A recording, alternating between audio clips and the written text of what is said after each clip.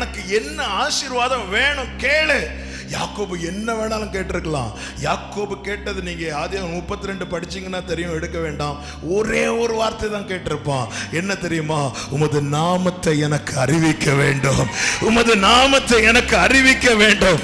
20 வருடத்துக்கு முன்பதாக யாக்கோபு கேட்டது என்ன? உண்ண உணவு, உடுக்க உடை, பாதுகாப்பு. ஆமா, இப்ப நெருங்க நெருங்க நெருங்க நெருங்க இது எல்லாத்தையும் மறந்துட்டான். யாக்கோபு போய் உட்கார்ந்ததே ஏசாவுக்கு பயந்து. ஆனா அவர் பக்கத்துல வந்து உட்கார்ந்ததும், அந்த பிரச்சனத்துல கனெக்ட் ஆனதும், அவரோடு நெருங்கினதும், ஒன்னே ஒண்ணு கேட்கிறான்.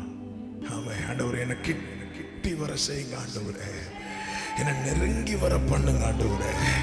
சில ஏசாக்களை தேவன் எழுப்பினது உன் கதையை முடிக்கிறதுக்கல்ல, உன்னை அவரோடு நெருங்கி வர பண்ணுவதற்காக. சில லாபான்களை